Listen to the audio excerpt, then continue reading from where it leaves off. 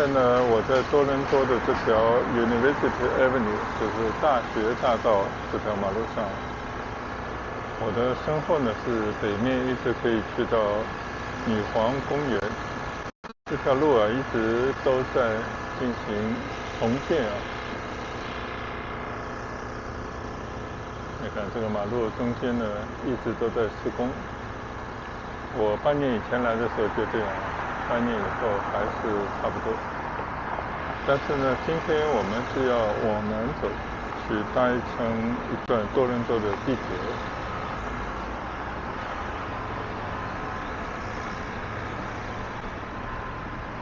多伦多地铁的路口呢就像这样，有个地铁站 Osgo， 我们到那边呢去搭乘地铁去。多伦地铁我也不知道什么时候建的啊，但是应该已经有点老旧了。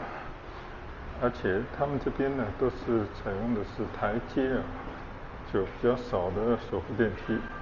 但是呢，它有一个升降的电梯，是供那种身体不自由的人呢，还是可以搭乘的啊。现在呢，我走向这个1号线的地铁站，我们从这边呢就准备进入里面去。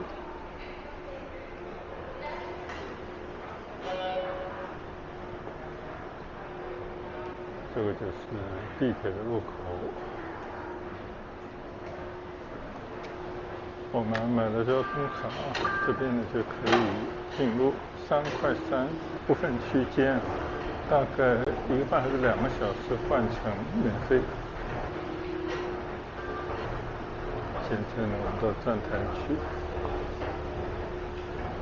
现在我们看到的呢，就是地铁1号线到旺市区的方向，就是一个游行的线路。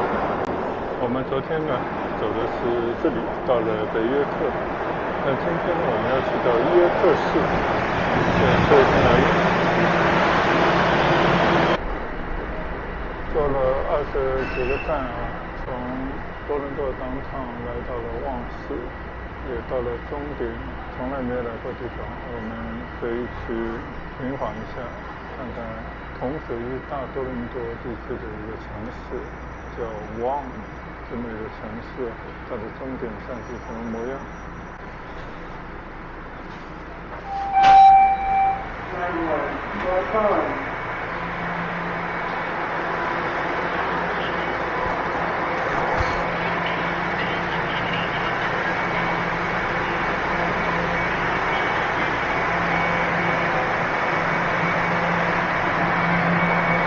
多伦多这个地铁啊，它车辆还是蛮长的啊，可以看到这好像有最起码10多节吧。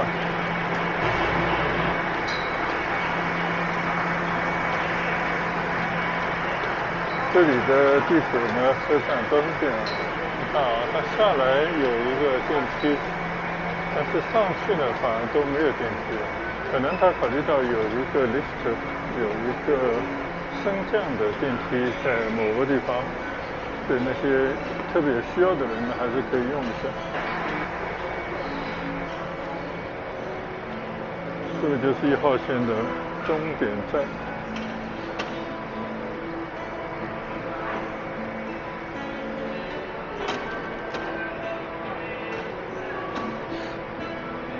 出来这边就看见有个老人家在这边弹琴。这边可以看看啊，这边这个交通图密密麻麻，大部分都是公交、bus。这个呢就是多伦多的地铁了，应该是大温地区的地铁图啊。其实一共呢就是4条地铁，黄色的是叫游行的，再加上东西向的一条绿色和半条第4号。3号地铁呢只有一小段而已，大概是这样子。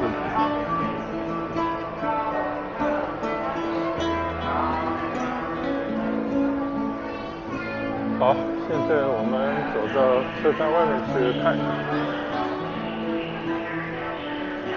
看来这边呢也是四通八达。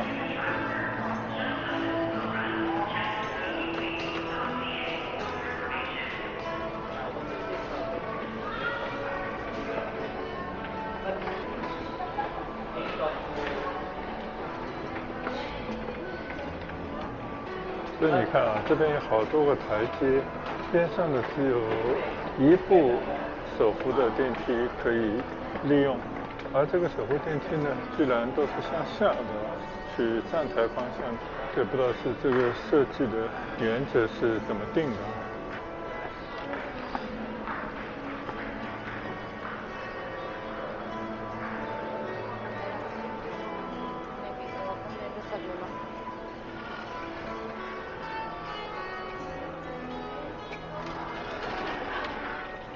随便从车站的一个出口出来，眼前呢就是让人眼睛一亮的一个新城区的模样啊，应该还在不断的建设过程当中。我们四周看一看。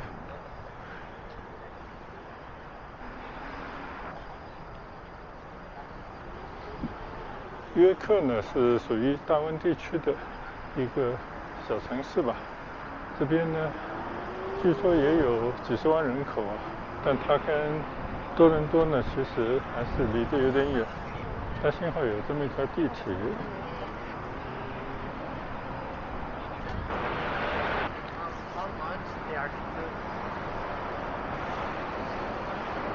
这边呢有一个大学叫约克大学，也有一个很大的 shopping mall 叫 Vaughan Mills， 大概是这样的一个地方。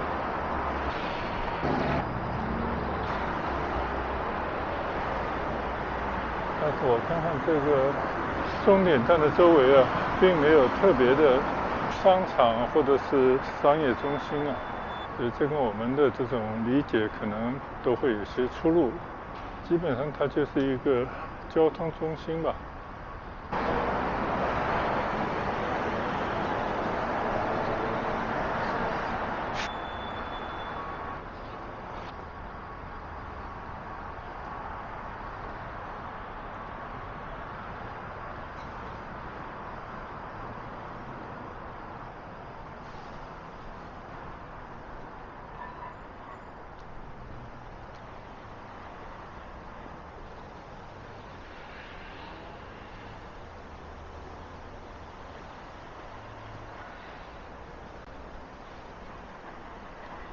我的左侧呢还是有沃尔玛的商场啊，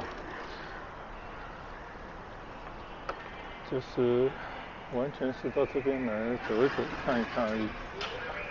我们还是继续去搭地铁，再往回走一两个站到约克大学门口去看一看。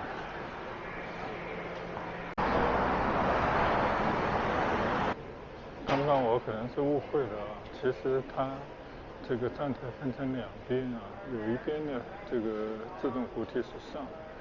另外一边呢是下，所以呢可能有需要的人呢或者当地人他们都知道怎么上怎么下。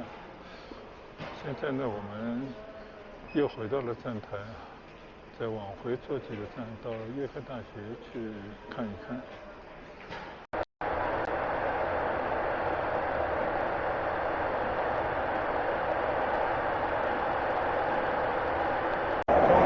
在站台上看到有双向的手扶电梯了，说明也不是所有的站台都是单边的，这边就是双向的手扶电梯。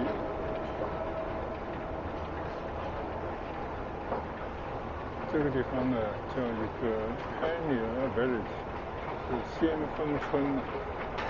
不知道是个什么地方，我们就来看一看。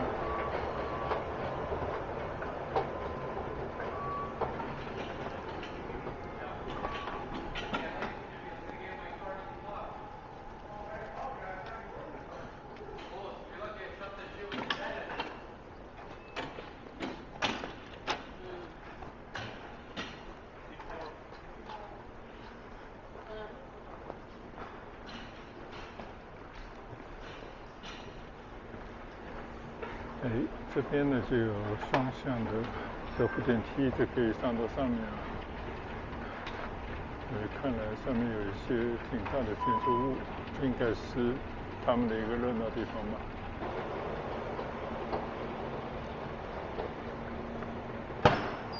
一出这个站呢，就感觉好像来到了一个乡下地方一样啊。这个地方是一个交通中转站以外呢，对面就有一个 Pioneer Village， 大概就是一个购物村还是一个什么村啊。你看这边的草啊都长得那么高。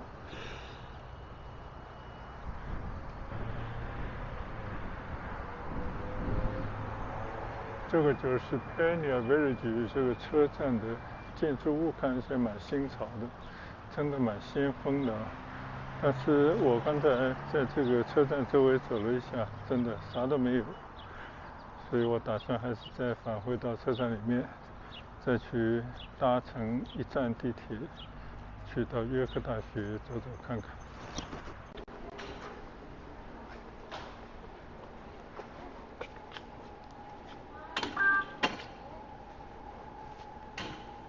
现在我们又回到了车站里面啊，大概是1个半还是2个小时之内换乘是免费的，所以呢，正好可以来逛逛这些陌生的车站边上的环境。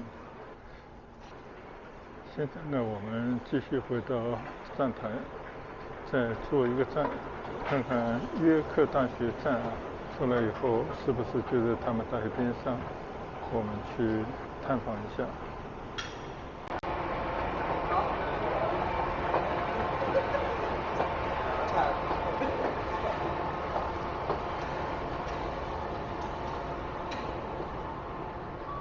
好，现在呢，我们出这个约克大学站，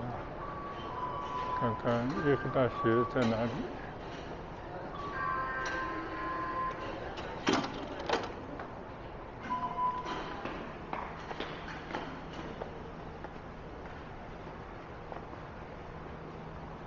这边左右各有一个口，都可以去到一个学生中心啊，那我们就随便的上去看一看。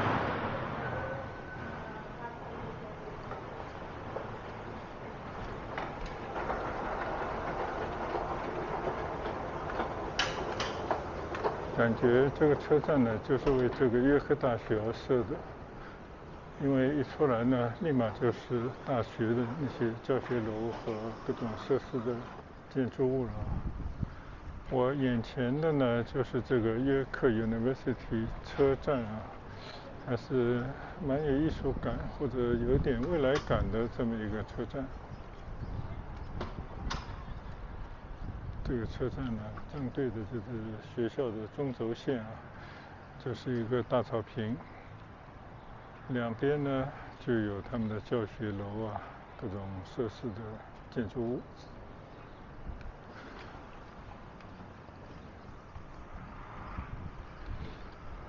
一出这个地铁站呢，就有一种已经来到了大学校园里面的感觉。这边呢有这个区域的一个地图，下面一张可能看得比较清楚，大学的校园和这个车站啊。这个校园其实还挺大，但确实呢就没有看到有什么特别的商业中心。看着绿色的草地，草地上那些桌椅上啊，坐着很多的，应该都是学生吧，在这边用餐，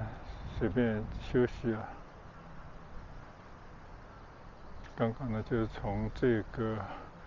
约克大学站出来的。我们来看看边上的一些大楼，虽然不是很高，但是应该都是一些教学楼。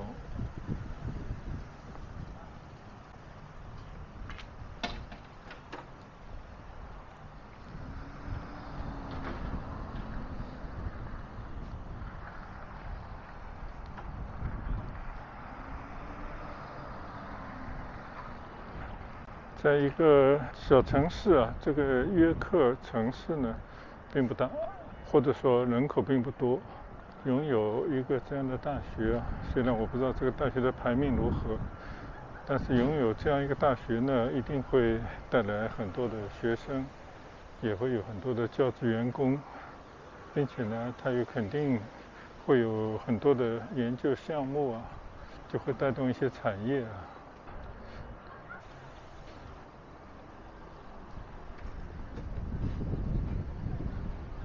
哦，这个地方还有一个花廊。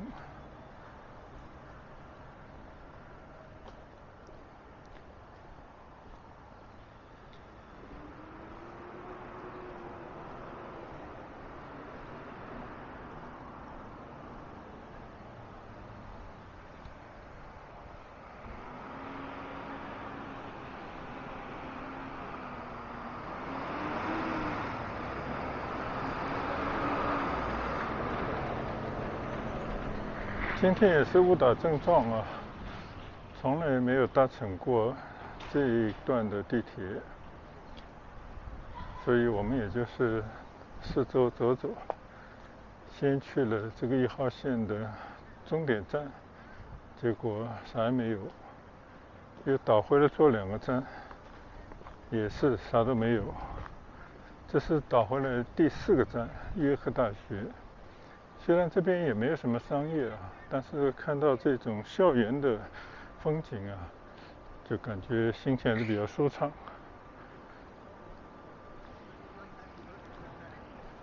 但这个校园呢，跟我们前1、2天逛的多伦多大学这个校园呢比较远呢，就好像没有太多的历史的沉淀啊，而且整个校园的这些设施，或者说它的这些建筑的质量啊，倒好像是一般般、马马虎虎而已。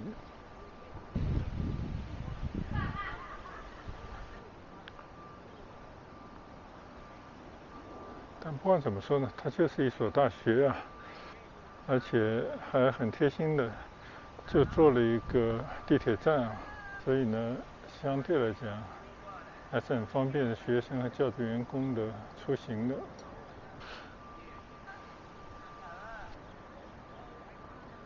这个应该是这个学校的中轴线了啊，就是这样的一个学校，就到此游吧。刚刚呢已经到校园大草坪边上去稍稍转了一圈，就跟我们中国人的这种想法完全不同。这个地方呢是学生、教职员工云集的地方，应该人也不少吧。但是我们在车站边上就没有看到有任何一家商业的机构，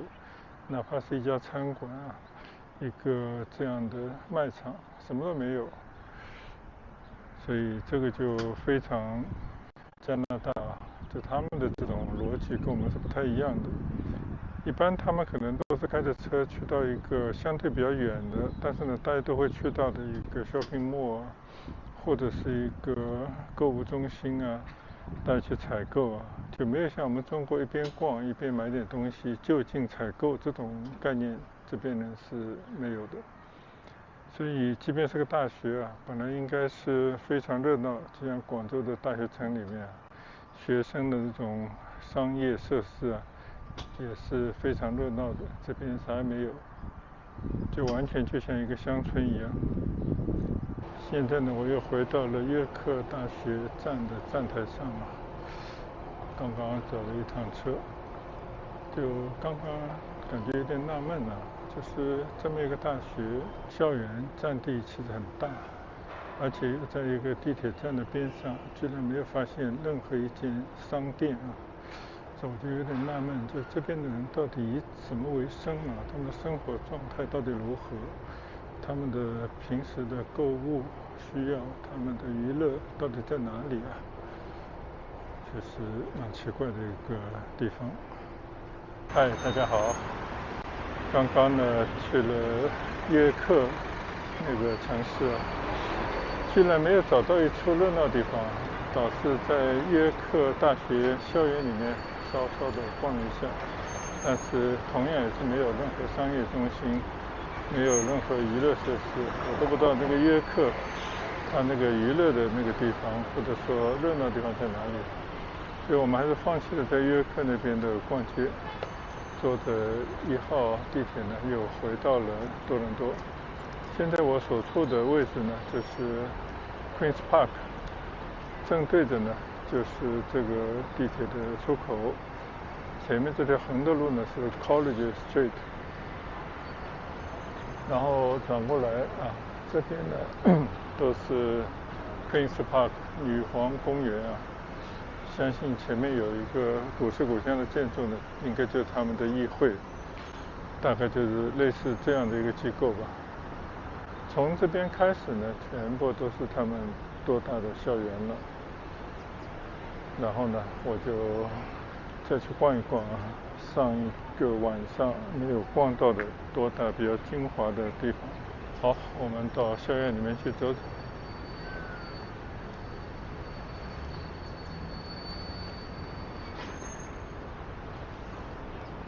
从女皇公园过来啊，已经在多大校园里面了。最边上的这些建筑物，这一群建筑呢，就是他们的医学院啊。最靠马路呢是药学院。走到医学院这边呢，就看到一个我们中国人熟悉的一位医生的形象，就是白求恩大夫。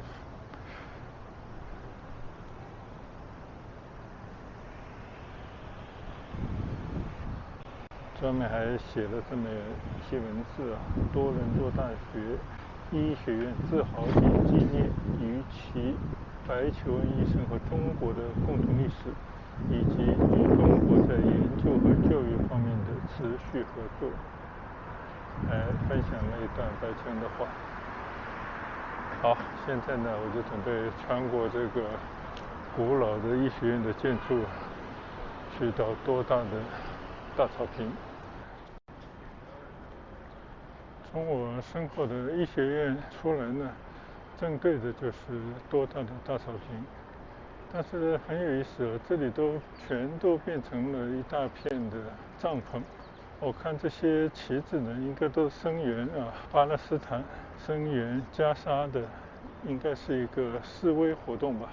就前几天我们在市政厅边上呢，就有大批的群众在那边游行。在这条多伦多的大学大道上，看到有人在那里游行啊。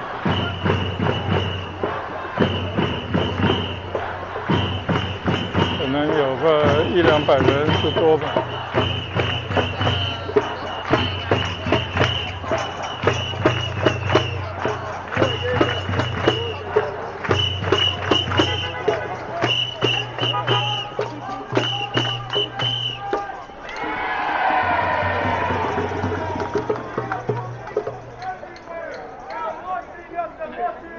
相信呢都是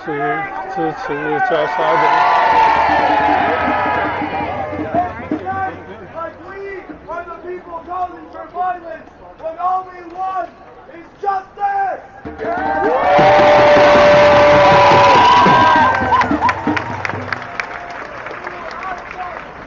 言论自由的社会啊。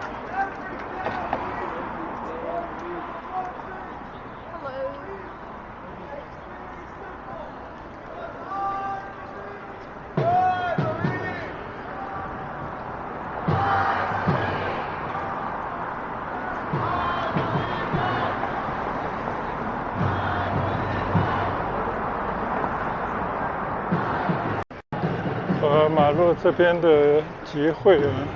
相对应的是，马路对面的警察呢，一大群的在那边严阵以待，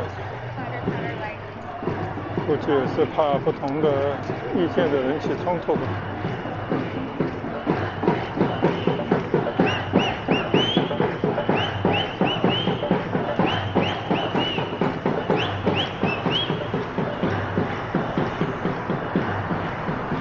所以每个大学都是一样啊，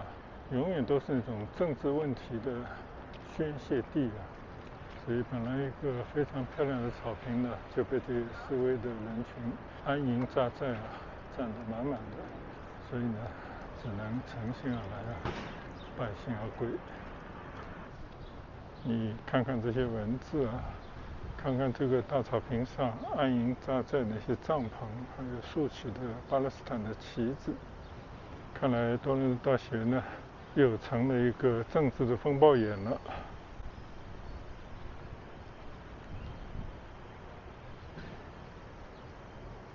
而我眼前的呢，这边呢就是举办毕业典礼的地方。过几天我们应该也会到这边来参加我们女儿的毕业典礼啊。在这个大礼堂的边上啊，我们把镜头转到向南的方向，这是 CN Tower 就在我们的眼前。所以多大呢，它是站着多伦多的一个downtown啊最中心的位置，或者我们说的中轴线上啊。但是没有想到，多伦多大学的校园的大草坪上布满了那些安营扎寨的抗议的人士。当然我相信这些总是会有一些政治的动机，背后可能也隐藏着一些势力啊。但是谁是谁非呢，就不是我们需要去搞清楚的，或者我们也没办法去弄得很清楚。但从另外一个侧面呢，加拿大这个国家当然在美国也发生同样的事，它也是一种民主的一种体现，就大家只要在法律的框架下是有言论自由，有集会自由，可以表达自己不同的意见。但是呢，希望这些还是不要影响到社会的和谐，在大学里面呢，也不要影响到学生的上学。但现在这段时间呢，应该是学生放假的时候，可能学校的管理也会宽松一些，就让这些人呢在这边安营扎寨吧。现在呢，我就在校园的这条中轴线上慢慢的走回去。等一会儿呢，我们还是想要走一段 University Avenue， 因为那条马路的两边呢都是医院，应该是一个医院群啊。更多的呢就是那种医学研究的高级的大楼。在加拿大这边呢，最好的大楼、最好的设施呢，肯定都是医学相关的啊。人命关天的事情永远放在第一位的。又是美好的一天啊，奇闻失踪。刚刚我看到国内的朋友啊发到我们一个朋友群里的一些信息啊，说最近广州即将要经历40度的高温。我就想着我是不是在这边稍微再躲几天啊，迟一点再回去，免得去经受又一次的酷暑。嗨，大家好。今天我在剪昨天拍的视频的时候啊，就发现昨天我在 University Avenue 这条大道上走的最后一段路啊，讲的一些话呢，居然没有录到，稍稍有些遗憾啊。所以我还是想今天在阳台上，对着今天的大晴天，对着多伦多城市的这些高楼啊，就把昨天没有讲完的话补充几句啊。就昨天从多伦多大学沿着大学大道啊走回来的路上呢，就遇到了很多的多伦多的医院。这些医院呢，不是一个两个，而是一群医院啊。从多伦多的总医院，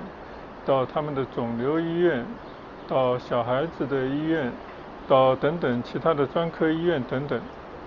其实还包括了边上有很多的医疗研究机构的大楼。所以整体来讲呢，这一条大学大道啊，在女皇公园门前这一段啊，就是一条医院街。而且我昨天也跟大家简单分享了一下呢，就是在加拿大这边啊，可能我们国人有些误区，总觉得他们实行的是一个全民医疗。全民医疗呢，就是效率低，看病慢，有很多人得了病呢，就不得不回到中国去医治等等。以讹传讹呢，很多人，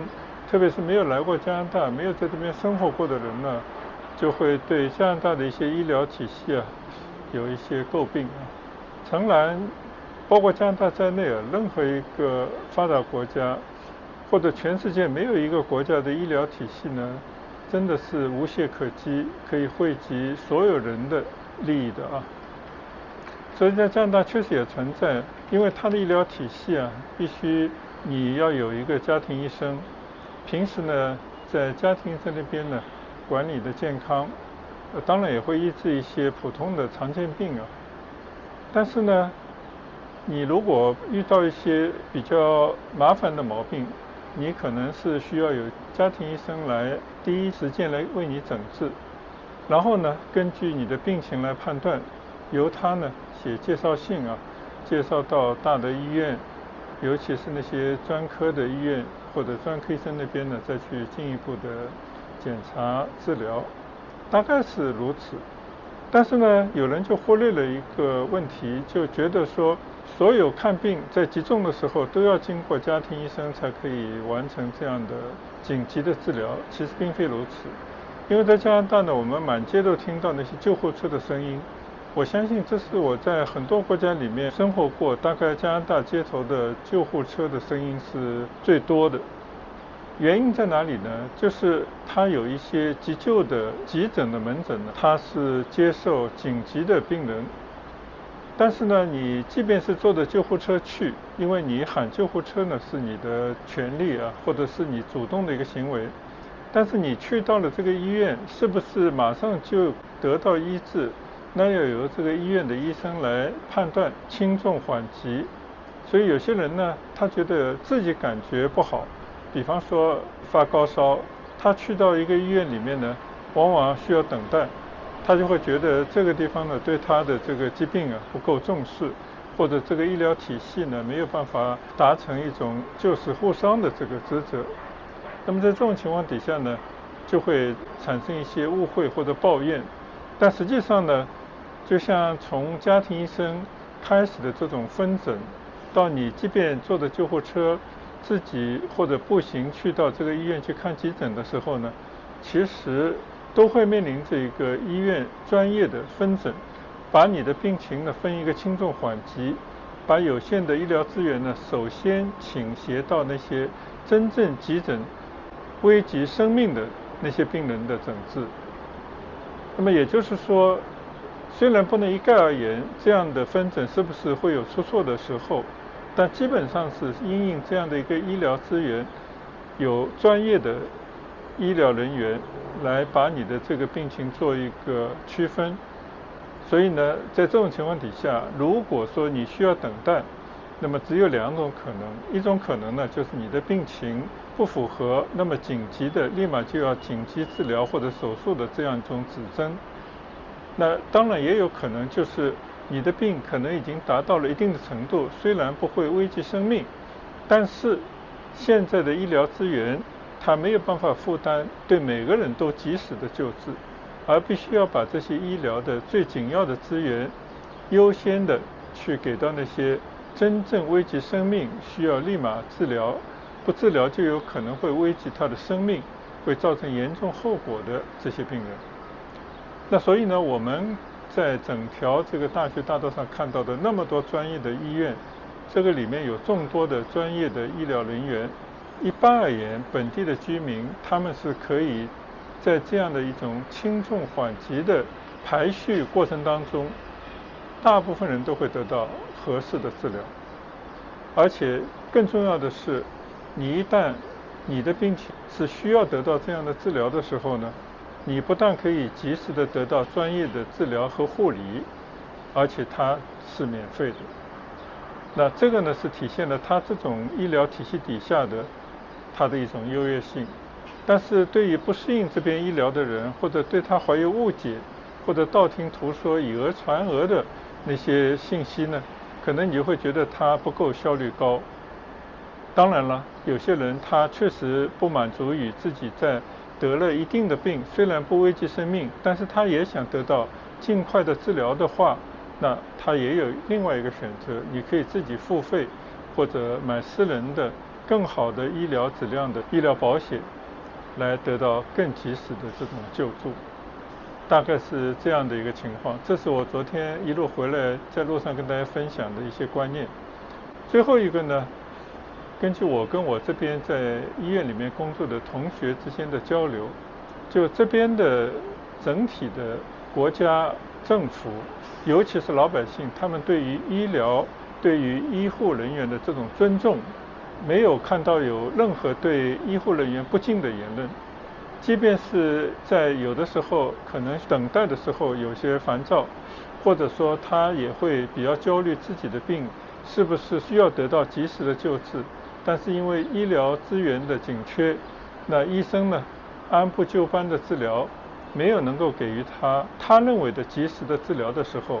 也很少有这种抱怨，更没有对医生语言上、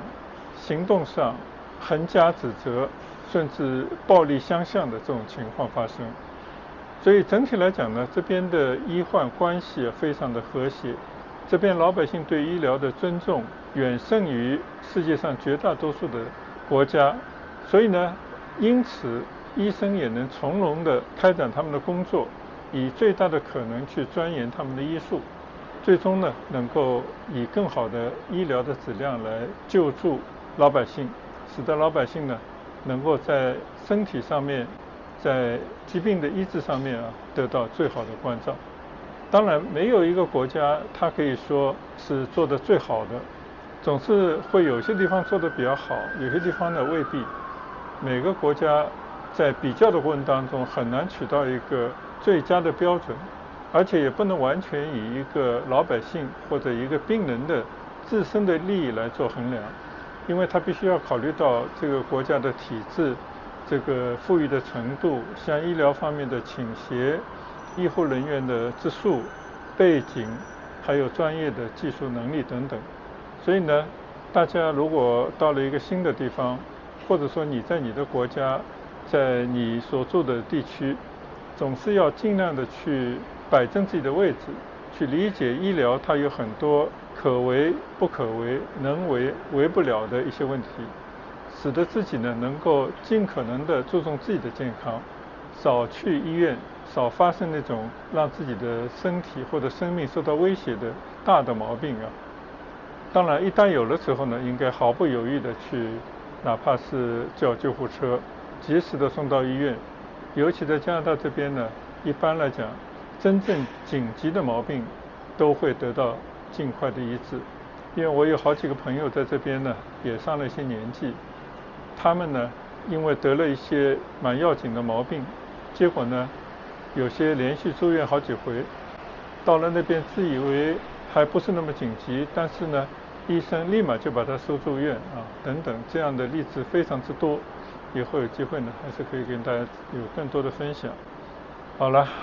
今天呢，把昨天漏掉的视频的内容呢，稍微补充一下。那我们下次有机会再跟大家分享。谢谢大家的跟随和观赏，再见，拜拜。